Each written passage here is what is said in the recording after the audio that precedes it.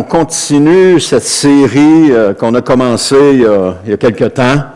Cette série où est-ce que ça a pour titre « Inébranlable dans un monde en tumulte » ou un monde troublé, parce que véritablement, nous vivons dans un monde troublé présentement, mais ça ne doit pas nous troubler. C'est pas quelque chose qui doit nous troubler, parce que, comme croyants, nous avons une espérance. Je pensais tout à l'heure, justement, quand on était dans la louange, je pensais aux premiers chrétiens, lorsqu'ils ont été conduits dans l'arène, quand ils ont été persécutés, quand ils ont été tués. Et ils avaient une espérance. Non pas que certains n'avaient pas peur, et oui, tu peux avoir la peur, mais ils avaient, au-delà de cela, une espérance. Ils savaient que Christ, un jour, viendrait les ressusciter. Et ils sont morts dans cette espérance-là. Et aujourd'hui, ils reposent dans le séjour des morts en espérant, toujours dans l'espérance, parce qu'ils sont morts dans l'espérance, qu'un jour Christ allait revenir et les ressusciter. Donc, c'est pas, le monde est en tumulte d'aujourd'hui, mais ça doit pas nous inquiéter, ça doit pas nous faire peur. Et le message de ce matin, c'est pas un message pour faire peur. C'est un message pour nous fortifier, nous encourager, nous faire en sorte qu'on s'appuie sur la personne du Seigneur Jésus. Mais à travers cela, je vais révéler des vérités, des choses que la parole de Dieu dit. Et parfois, ça peut arriver que ce soit des choses que vous avez entendues qui sont contraires à ce que vous avez entendu. Mais je vous encourage, mon frère de Lac-Bouchette ce matin, il dit, j'ai amené ma parole, je vais vérifier ce que tu dis. Amen. Je vous encourage à aller vérifier ce que je dis. Pour pas vous laisser, pour que vous ayez cette conviction-là à l'intérieur de vous, que c'est véritablement ce que la parole de Dieu dit. C'est facile de dire, mais c'est ce que la parole de Dieu dit, puis qu'on va jamais vérifier. Mais des fois, quand on commence à aller vérifier, on s'aperçoit que, il y a des choses qui fonctionnent pas. Et c'est pour ça que je vous encourage à vérifier. D'ailleurs, on a un exemple dans le livre des Actes où les Béréens, les gens de la ville de Bérée, scrutaient les Écritures pour voir si ce qu'on leur avait dit était vrai. Donc, c'est un bel exemple de cela. Alors, je vous encourage à cela. Alors, le titre du message, c'est « L'Église demeurera jusqu'à son retour ». C'est toujours dans la série « Une espérance inébranlable dans un monde troublé ». On a vu dans le premier message que Jésus revient réellement sur la terre. Le message que j'ai apporté il y a 2 semaines, on a vu que Jésus revient sur la terre. Il vient chercher son Église. Et il revient aussi de façon personnelle, visible et glorieuse. Dans Acte 1:11, le verset n'est pas là, mais dans Acte 1:11, lorsqu'il a été enlevé au ciel, ça nous dit qu'il est monté, qu'une nuée l'a fait disparaître aux yeux des apôtres. Et il y a un ange qui est apparu puis qui a dit aux apôtres, « Ce Jésus que vous avez vu monter au ciel reviendra de la même manière. » Donc, les apôtres ont continué dans cette espérance-là qu'un jour, Jésus allait revenir. Maintenant, que fera l'Église en attendant ce retour? Sera-t-elle retirée secrètement du monde avant l'épreuve finale ou demeurera-t-elle sur la terre jusqu'à la venue du Seigneur au dernier jour? Cette question n'est pas secondaire, elle est fondamentale. Elle est fondamentale. Elle touche directement la préparation spirituelle du peuple de Dieu. Et une Église convaincue qu'elle disparaîtra avant les heures de détresse, ou avant les heures les plus sombres, risque de ne pas se préparer à veiller, à souffrir et à tenir ferme. Mais une Église instruite par les paroles de Jésus va comprendre qu'elle est appelée à la fidélité jusqu'au bout. On voit ça dans Matthieu 24:13. Celui qui persévérera jusqu'à la fin sera sauvé. Donc, elle est appelée à persévérer jusqu'au bout. Donc, le témoignage général du Nouveau Testament va dans ce sens-là. Tout au long du Nouveau Testament, on voit cela. Jésus ne promet pas à ses disciples une fuite avant la persécution. Il leur a jamais dit, « Inquiétez-vous pas, vous ne serez pas persécutés, tout va bien aller, je vais vous retirer quand ça va arriver le temps. » Non. Il leur a annoncé au contraire. Il leur a annoncé qu'ils vont devoir endurer comme lui, parce que Jésus est notre modèle. Ils vont devoir endurer comme lui la haine, la pression, la souffrance, la persévérance. Ça fait partie de la vie du croyant. On me dit, oui, mais Pourquoi devenir croyant dans ce cas-là? Parce que quand on croit en Jésus, on a une espérance de vie. On a l'espérance de la vie éternelle. Mais dans ce monde, on a à souffrir. C'est ce que la parole de Dieu nous montre.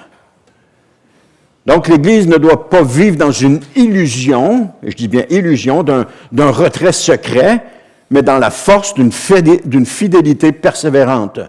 Comme les premiers apôtres, les premiers disciples, comme je vous ai dit tout à l'heure, qu'on conduisait dans l'arène des lions, qu'on persécutait. L'apôtre Jean a été envoyé sur l'île de Patmos. Pourquoi? Parce qu'il avait rendu témoignage à Jésus. L'île de Patmos, ce n'était pas une île paradisiaque, de repos et de vacances. C'était une île de prison. Il était envoyé là, il était en prison. Donc, et les autres apôtres ont connu aussi des difficultés. Si on prend l'exemple de l'apôtre Paul, il a été battu, il a été lapidé, il a été laissé pour mort, il a vécu des choses difficiles. Il a été mis en prison. Mais il y avait toujours cette espérance-là. Il y avait cette foi et cette espérance en Jésus. C'est Jésus qui nous donne la force de passer au travers de ces choses-là. Et là, voilà le cœur de ce deuxième message.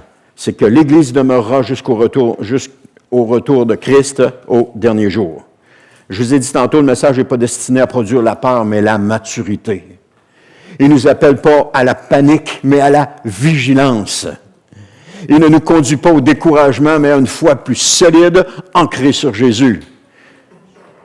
Parce que c'est lorsque nous vivons des difficultés que notre foi grandit. C'est lorsque nous vivons des difficultés que notre foi, notre amour pour Christ grandit. Parce que quand on est dans la difficulté, on se tourne vers le Seigneur. Parce qu'on sait qu'il n'y a pas d'autre solution. On a beau essayer de trouver des solutions, mais il n'y en a pas d'autres. Et on se tourne vers le Seigneur et on dit, Seigneur, aide-moi. Aide-moi, Seigneur, j'ai besoin de toi. Et là, on crie au Seigneur. Et le Seigneur entend. Ça nous dit que le Seigneur entend toutes nos prières. Il ne fait pas la sourde d'oreille. S'il ne répond pas tout de suite, ce n'est pas parce qu'il est occupé à autre chose. C'est parce qu'il est en train de nous travailler, de nous former, de nous changer. Et c'est à travers les moments difficiles qu'on vit dans la vie chrétienne que nous changeons. Et tous les vieux chrétiens vont dire la même chose. J'ai changé parce que Christ m'a mis à l'épreuve. J'ai changé parce que j'ai vécu des choses difficiles. Tous les vieux chrétiens sont capables de l'affirmer parce qu'ils l'ont vécu eux-mêmes. Malheureusement, il y en a d'autres croyants qui sont venus au Seigneur et qui, quand les difficultés sont venues, se sont retirés. Ils n'ont pas voulu passer cela. Mais ceux qui ont resté, qui ont persévéré, qui ont tenu ferme, ont changé. Ils n'ont pas changé de l'extérieur par leur propre vouloir, ils ont changé de l'intérieur par l'action du Saint-Esprit en eux. Et ce changement intérieur se répercute dans l'extérieur. Je suis sûr que si vous regardez Luc présentement, vous devez vous dire, Luc, t'as changé. Mais vous savez pourquoi aujourd'hui il a changé? Parce que Jésus est dans sa vie.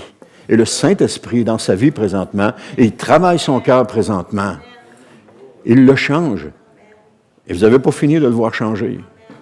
Parce qu'il va le rendre semblable à Jésus. Amen. C'est ce que Jésus fait. Il nous rend semblable à lui.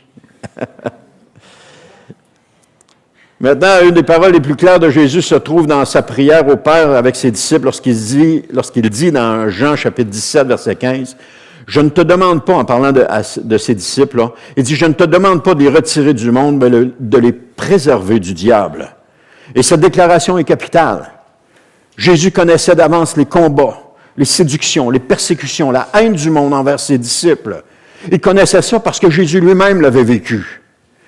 Pourtant, il n'a pas demandé que les siens soient enlevés du monde avant l'épreuve. Il a demandé qu'ils soient préservés dans l'épreuve. Il a demandé leur protection au sein même de l'épreuve et du monde. Et cela change profondément notre manière de comprendre l'espérance chrétienne.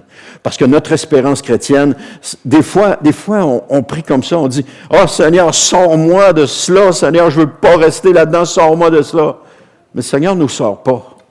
Pourquoi? Parce qu'il est en train de nous changer puis de nous transformer. Mais nous, on veut sortir parce qu'on ne veut pas être là-dedans. Mais le Seigneur nous transforme, il nous change.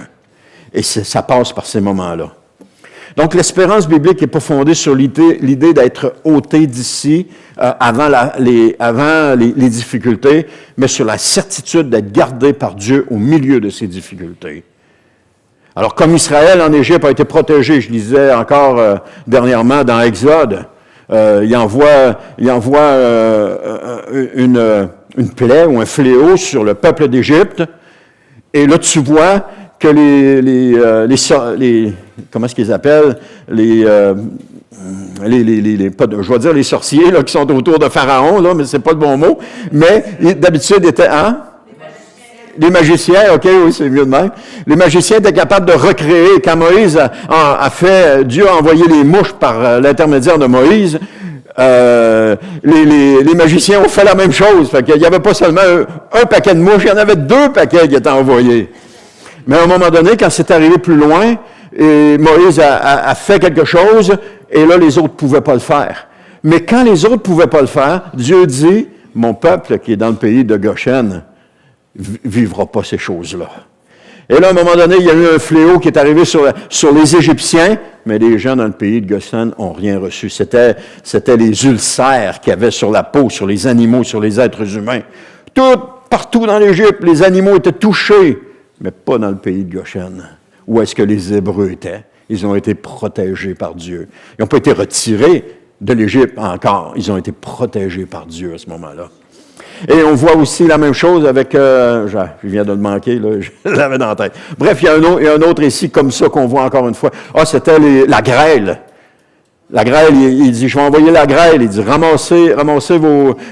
mettez vos serviteurs et vos animaux à l'abri parce que je vais envoyer la grêle. Mais il dit, il n'y en aura pas dans le pays de Goshen. Effectivement, il n'y en a pas eu là. Dieu a protégé son peuple à ce moment-là. Ça nous dit on le voit justement dans Exode 8, versets 18 à 19, mais ça dit, « Mais en ce jour-là, j'épargnerai la région de Goshen où demeure mon peuple. Les mouches ne l'infesteront pas, afin que tu saches que moi, l'Éternel, je suis présent dans ce pays. Ainsi, je ferai une distinction entre mon peuple et le tien en épargnant le mien. » Et on retrouve le même schéma aussi dans Exode 10, 23, dans Exode 11, 7 également. Donc, le Seigneur ne forme pas un peuple de fugitifs, mais un peuple de témoins. Un peuple de témoins. Donc, il laisse son Église dans le monde pour qu'elle brille. L'Église est appelée à briller dans ce monde. Pour qu'elle annonce la vérité, qu'elle supporte l'opposition, qu'elle glorifie son nom jusque dans l'épreuve. Et c'est cela le but premier de l'Église. Témoigner du nom de Christ. C'est Philippiens 2, versets 14 à 16 qui nous dit « Faites tout sans vous plaindre et sans discuter pour être irréprochables et purs des enfants de Dieu, sans tache au sein d'une humanité corrompue et perverse. Dans cette humanité, vous brillerez comme des flambeaux dans le monde en portant la parole de vie. Ainsi, lorsque viendra le jour de Christ, vous serez mon titre de gloire. Je n'aurai pas couru pour rien et ma peine n'aura pas été inutile. » Ça, c'est Paul qui dit ça. Et Michel Morin, un auteur, écrit « Jésus savait que l'efficacité de ses disciples exigerait un contact étroit avec le monde et tout son désordre, mais il a fait confiance à la puissance de Dieu pour les garder purs, fidèles et sans tache. » Ils ont été envoyés dans le monde pour témoigner de la lumière de Christ. Donc, cette pensée exprime bien la vérité spirituelle du point que je viens d'apporter. La victoire du croyant ne vient pas d'un changement de circonstances, mais de la présence de Christ en lui. C'est ça qui donne la victoire du croyant. Imaginez un berger qui voit venir l'orage sur la montagne. Il pourrait chercher à transporter instantanément son troupeau ailleurs, mais au contraire, il choisit plutôt de rester près de lui, de le protéger jusqu'à ce que la tempête passe.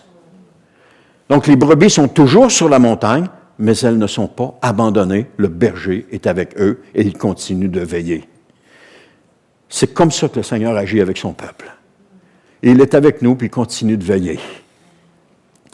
Il ne promet pas toujours l'absence d'orage, mais il promet sa garde fidèle au milieu de la tempête. Et des tempêtes, frères et sœurs, qu'on soit chrétien ou qu'on ne soit pas chrétien, on en connaît tous. On en a tous connu. Mais la différence lorsqu'on est chrétien, que quand on n'est pas chrétien, c'est que la tempête, on a quelqu'un sur qui s'appuyer. J'en ai connu avant ma vie chrétienne des tempêtes, mais sur quoi je m'appuyais? J'avais rien pour m'appuyer. Mais lorsque je suis devenu chrétien, j'ai découvert Jésus sur lequel je pouvais m'appuyer, sur lequel je pouvais avoir un appui sur une personne sur qui je pouvais compter. Donc, notre sécurité n'est pas un scénario d'évasion, mais une fidélité au berger. Le deuxième point, c'est que Jésus a annoncé que ses disciples traverseraient la persécution avant la fin. Dans le discours du Mont des Oliviers, Jésus parle avec une grande clarté. Il va dire dans Matthieu 24, 9, « Alors on vous persécutera et on vous mettra à mort. Tous les peuples vous haïront à cause de moi. » Il ne dit pas que ses disciples ont quitté la terre avant ce temps-là. Il leur annonce au contraire ce qu'ils auront à traverser. Et le texte poursuit en parlant d'abandon, de trahison, de faux prophètes, de progression du mal et d'un amour qui se refroidit. Puis Jésus ajoute dans Matthieu 24, 13, « Mais celui qui tiendra bon jusqu'au bout sera sauvé. » Nous sommes appelés à persévérer, frères et sœurs. Dans un monde en tumulte, nous sommes appelés à persévérer, à tenir ferme, à s'accrocher au Seigneur Jésus, puis à ne pas abandonner. Et ici, la structure du passage est importante parce que on voit la persécution d'abord, la persévérance ensuite et la délivrance à la fin. Donc, il y a une délivrance, il y a une espérance de délivrance. Et Jésus prépare son peuple à tenir bon. Et on trouve cette même logique aussi dans Matthieu 10, 17 à 22, dans Marc 13, 9 à 13, dans Luc 21, 12 à 19, dans Jean 16, 1 à 3. On voit cette même logique qui est là. Partout, le même avertissement revient. Persécution d'abord, persévérance ensuite, délivrance finale à la fin. Et c'est cela qui nous motive, qui nous garde en vie, parce que Jésus nous a promis la vie éternelle. Et il nous a promis de nous prendre avec lui, de nous amener dans la vie éternelle. Et il y a cette espérance-là qui est là. On attend cette espérance-là. On attend que Jésus vienne nous prendre avec lui. Les disciples, ça nous dit que les disciples seront haïs, rejetés, livrés, mis à mort, mais ils devront témoigner. Le Seigneur ne leur cache rien. Ce qui est beau avec la parole de Dieu, c'est qu'elle est honnête. Elle nous dit la vérité. La parole de Dieu ne nous cache rien. Elle ne façonne pas l'histoire pour mettre ça du côté le plus beau tout le temps. Quand on voit l'histoire de David avec Bathsheba, c'est affreux. Qu'est-ce que le roi David a pu faire à ce moment-là? On voit toute la méchanceté du cœur humain. Premièrement, il voit Bathsheba, il est en terrasse, il voit Bathsheba qui prend son bain en bas, et là, il est tenté, fait venir Bathsheba, je vais prendre des mots crus, OK? Il couche avec, elle tombe enceinte. Là, pour essayer de camoufler ça, il fait venir son mari qui est à la guerre, Uri. Viens chez vous, viens faire un tour. Mais Uri, c'est un homme consacré. C'est un homme de principe, c'est un homme qui a des convictions. Uri ne veut pas rentrer dans la maison chez eux parce que le peuple est en train de se battre, mais lui, il est là chez eux à profiter de la vie. Il ne veut pas rentrer, il couche dehors. Là, David est mal pris, là. Au moins, s'il avait rentré, ça aurait camouflé son péché. Il n'aurait rien vu. Ça, c'est ce que la Bible nous présente. Elle nous présente la vérité. Et là, après ça, David, il fait venir son général, il dit, garde, il dit, prends Uri, mets-le au plus fort du combat, mets-le en avant, pour être sûr qu'il soit tué, parce que là, moi, j'ai un problème, là. Et son général fait ça. Et Uri est tué. Et là, David prend Bathsheba, puis il la prend comme épouse. C'est bien sûr, le bébé qu'elle a eu n'a pas vécu, n'a pas survécu. C'est le deuxième bébé qu'elle a eu, qui lui ont donné le nom de Salomon, et qui est devenu le successeur de David. La Bible, elle est merveilleuse. Elle nous montre le côté pas beau, mais elle nous montre aussi le côté qui est beau. Elle nous montre les deux côtés. La Bible, elle est honnête. Elle ne cache pas la vérité comme nous, on pourrait faire. Elle ne cache pas la vérité. Elle démontre les choses telles qu'elles sont. Mais Salomon a été une bénédiction pour David. Salomon est devenu le roi suivant David, qui était dans la lignée de Jésus-Christ. Parce que Jésus est venu de la lignée du roi David. Salomon fait partie de ça. Alors c'est bon. C'est John Stott qui dit, le fait est que les souffrances et la gloire du Christ se reproduisent dans les souffrances et la gloire de l'Église. Donc, cette phrase résume bien la perspective du Nouveau Testament. Mais je pense que j'en ai sauté. Ah non, c'est correct. Elle résume bien la perspective du Nouveau Testament. Le chemin du Maître devient aussi celui des disciples. Pensez à un soldat que son commandant prépare avant une bataille décisive. Un faux chef lui dirait « Inquiète-toi pas, ça va bien aller, tout va être parfait, tout va être facile, tu vas bien réussir, inquiète-toi pas. » Mais le vrai chef va lui dire « Écoute, le combat va être rude, tu vas être éprouvé, mais tiens ferme quand la victoire va venir. » Il va lui dire la vérité. Et c'est ça que la Bible fait, elle nous dit la vérité. Elle ne nous cache rien. Le Seigneur, c'est ce qu'il fait, il nous dit la vérité. Je disais au Seigneur, j'ai dit, Seigneur, je te remercie de m'avoir dit la vérité. De ne pas rien m'avoir caché. De ne pas m'avoir flatté. Mais de m'avoir dit les choses telles qu'elles étaient. Et aujourd'hui, je rends gloire à Dieu pour cela. Jésus est ce chef fidèle. Ce chef fidèle en qui on peut avoir confiance. Il ne trompe pas ses disciples. Il leur parle franchement afin qu'ils soient prêts quand viendra l'épreuve. Parce que oui, l'épreuve viendra. Et oui, l'épreuve vient. L'Église d'aujourd'hui a besoin de retrouver ce langage de préparation. Ce langage où est-ce qu'on dit, préparez-vous. Tenez-vous prêts. Accrochez-vous à Jésus. Les épreuves que vous vivez aujourd'hui ont un but, nous accrocher à Jésus. Faire de Jésus notre ancre solide sur laquelle on peut s'appuyer, on peut s'accrocher. Les messages qui touchent les émotions ne créent pas de racines. C'est superficiel. Je me souviens d'une période, il y avait des messages, ça activait seulement les émotions. On était là le dimanche, le matin, puis le dimanche soir à l'église. À l'époque, il y avait des réunions le soir. Et puis là, on était tout en feu, puis wow, alléluia, c'était bon. Le lendemain matin, il ne restait plus rien. C'était seulement des émotions qui avaient été activées. Mais la Bible, c'est pas cela. Elle n'active pas des émotions. Jésus n'active pas des émotions. Jésus parle au cœur par son Saint-Esprit. Parce que seulement la vérité de la parole de Dieu nous enracine profondément en lui. Et c'est seulement lorsque nous serons profondément enracinés que le Saint-Esprit pourra se mouvoir, frères et sœurs. Lorsqu'on va être enraciné en lui. Et non pas enraciné dans le ressenti, mais enraciné dans la parole de Dieu. L'Esprit agissait au temps des apôtres. Pourquoi? Parce qu'ils étaient enracinés dans la parole de Dieu.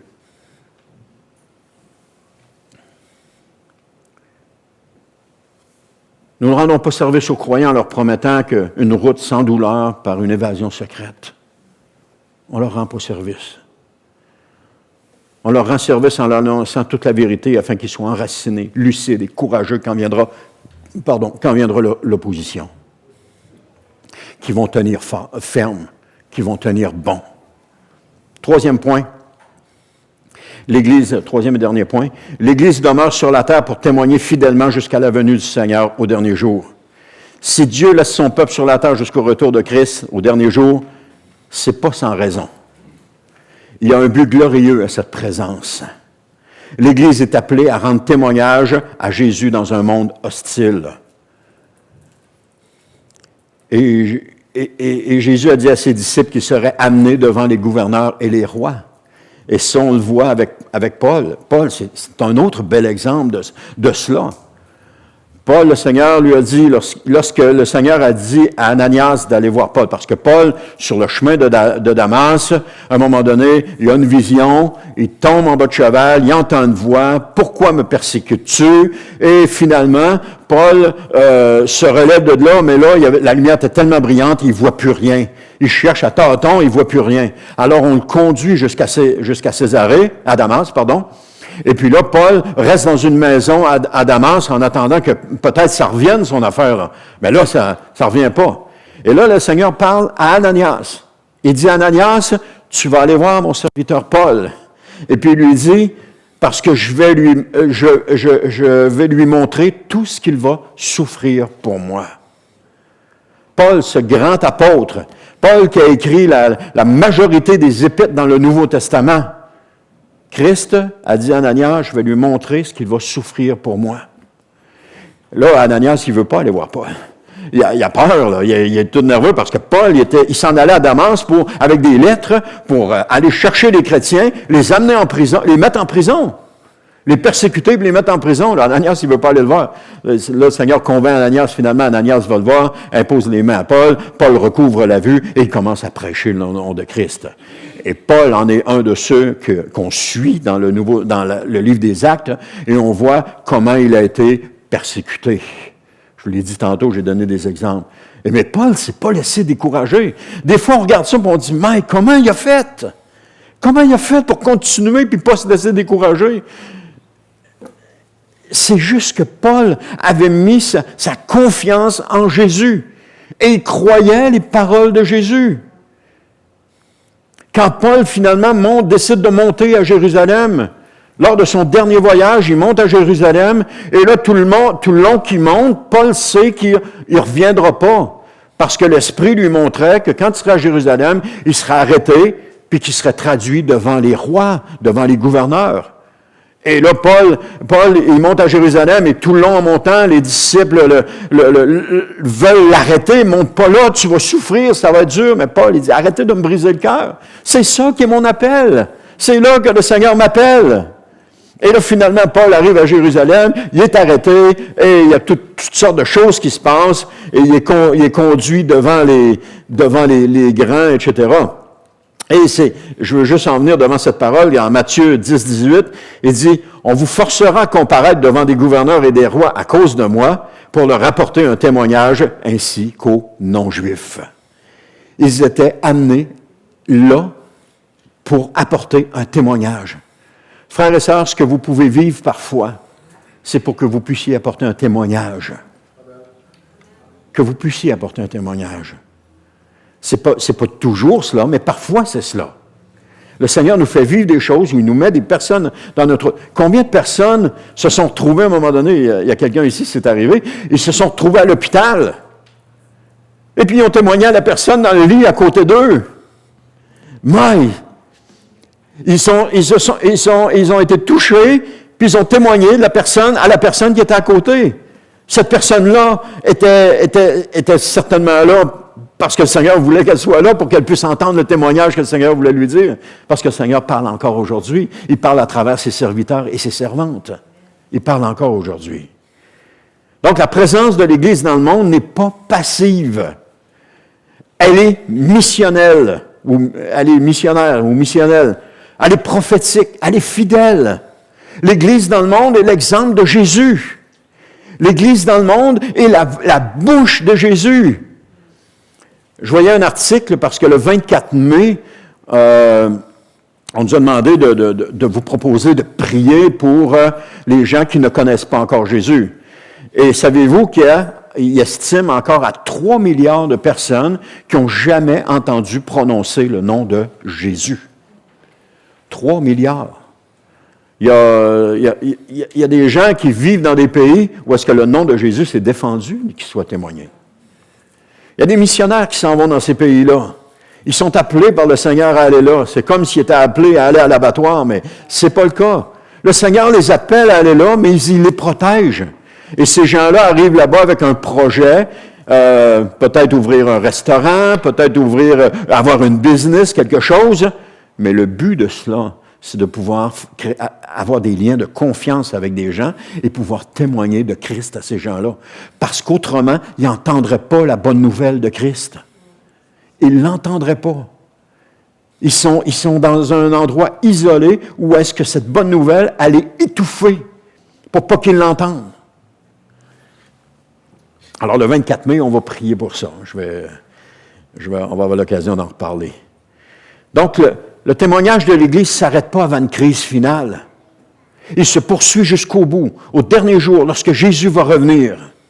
Et c'est ça notre espérance. Jésus va revenir pour nous délivrer. Et c'est là qu'il faut avoir les yeux. Je disais, il faut avoir les yeux sur la vie éternelle, mais avoir les yeux sur Jésus, qui va revenir pour nous délivrer.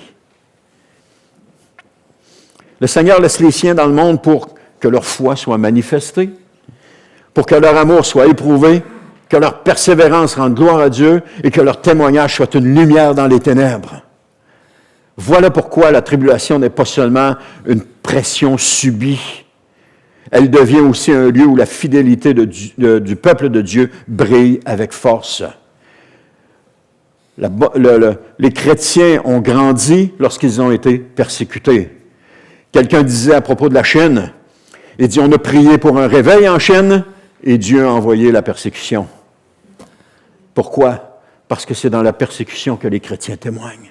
C'est dans la persécution qu'ils témoignent le plus du nom de Christ. Et ça, aujourd'hui, la Chine compte des millions de croyants, de chrétiens. C'est pas toujours visible, on les voit pas toujours tous, mais elle compte des millions de croyants. Pourquoi? Parce que Dieu a envoyé un réveil. Et c'est ça, il dit, on avait prié pour un réveil et Dieu a envoyé la persécution. Ils ont vécu ce réveil-là. Ils ont été persécutés, mais cette persécution-là les a rendus forts. Elle les a fait témoigner de Christ, encore plus. C'est Apocalypse chapitre 12, verset 11 qui dit, « Mais eux, en parlant des croyants, ils l'ont vaincu grâce au sacrifice de l'agneau et grâce au témoignage qu'ils ont rendu pour lui, car ils n'ont pas aimé leur vie jusqu'à redouter de mourir. » Et c'est Paul qui va dire dans Acte 20, 24, « Ma vie m'importe peu, je lui accorde aucun prix.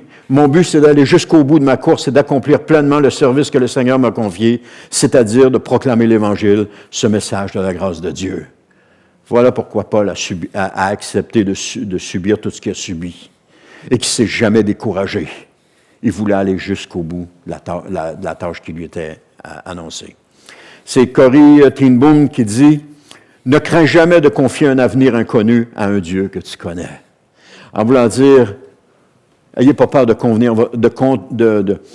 confier votre avenir à Dieu, parce qu'il va savoir en prendre soin. Il va savoir prendre soin de vous. Il ne vous délaissera pas, il ne vous abandonnera pas, il ne vous laissera pas de côté.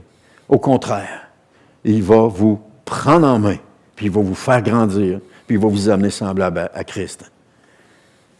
L'Église ne connaît pas tous les détails de demain, mais elle connaît celui qu'elle sert et pour qui elle témoigne. Nous connaissons Jésus. Frères et sœurs, Jésus a fait quelque chose dans notre vie un jour.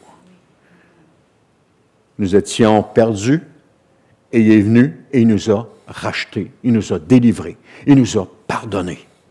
Il nous a sortis du bourbier dans lequel on était et il a mis nos pieds sur le roc solide. Et aujourd'hui, on peut rendre gloire à Dieu pour cela. Mais il y en a d'autres. Il y en a d'autres qui vivent ça encore aujourd'hui. Qui vivent dans ce bourbier-là. Il y en a qui crient au Seigneur, « Seigneur, sors-moi de là. » Et un jour, le Seigneur va mettre quelqu'un sur leur route. Ce sera peut-être moi, ce sera peut-être vous, ce sera peut-être quelqu'un d'autre, mais il y a quelqu'un sur leur route qui va leur témoigner de Jésus. Parce que Jésus, c'est la vie. Il n'y en a pas d'autre. Il n'y a pas d'autre chemin qui conduit à la vie éternelle que Jésus. Il n'y a pas d'autre porte qui conduit à la vie éternelle que Jésus. Il n'y a pas d'autre chemin qui conduit au Père que Jésus. Jésus. N'oubliez jamais ce nom-là. Jésus, le nom le plus merveilleux qui existe. Le nom au-dessus de tout nom. Amen. Je termine avec ceci. On a vu que l'Église demeurera jusqu'au retour de Christ. Et Jésus a prié non pas pour que les siens soient retirés du monde, mais pour qu'ils soient gardés. On voit ça dans Jean 17, 15. Il a annoncé aussi clairement que ses disciples connaîtraient la persécution avant la fin dans Matthieu 24, 9 à 13. Et on a vu aussi qu'il laisse son peuple sur la terre pour qu'il rende témoignage fidèlement jusqu'à la venue au dernier jour dans Matthieu 10, 18. Et ce message n'est pas destiné à produire la peur, frères et sœurs. Il est destiné à produire la maturité, à vous accrocher à Jésus. Il ne nous appelle pas à la panique, mais à la vigilance. Il ne nous conduit pas au découragement, mais à une foi plus solide. Le Seigneur n'abandonnera jamais son Église. Ou encore, le Seigneur ne vous abandonnera jamais. Il en a fait la promesse. Je ne te délaisserai point, je ne t'abandonnerai point, dit le Seigneur. Jésus a dit, je serai avec vous tous les jours. Quand? jusqu'à la fin du monde. Je vais être avec vous tous les jours jusqu'à la fin du monde. Donc, ça ne veut pas dire qu'à un moment donné, on va partir. Non, il va être tous les jours avec nous jusqu'à la fin du monde. Et ça, c'est la promesse qu'il fait. Il faut s'accrocher à lui. Seigneur, je ne te sens pas. Que je le sente, que je ne le sens pas, que je ne le sente pas, ça n'a pas d'importance. Il est là. Il en a fait la promesse. Et si Dieu fait une promesse, il ne ment pas. S'il nous a dit qu'il serait là, c'est qu'il est là.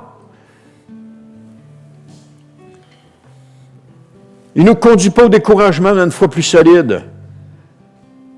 Il n'abandonnera jamais son Église. Il va être avec elle jusqu'à la fin du monde. Alors, comment est-ce qu'on doit répondre à cela? Si vous appartenez à Christ déjà, préparez votre cœur. Préparez votre cœur. Demandez au Seigneur de vous fortifier, de vous enraciner dans la vérité et de faire de vous un témoin fidèle, humble et courageux. Et si vous n'avez pas encore donné votre vie à Jésus, remettez pas cela à plus tard. Attendez pas à plus tard. Parce qu'aujourd'hui, le jour du salut, nous dit Hébreux 11. Aujourd'hui, le jour du salut. Le temps n'est pas à l'indifférence. Venez à Jésus aujourd'hui. Venez à lui. Abandonnez-vous entre ses mains. Donnez-lui votre vie. Et laissez-le commencer à vous changer et à vous transformer. Recevez son pardon, sa paix, sa vie. Et attachez-vous à lui pendant qu'il se trouve. C'est ce que la parole de Dieu nous dit. Car le roi revient. Notre roi revient. Et heureux seront ceux qu'il trouvera debout dans la foi, confiants en sa grâce et attachés à son nom.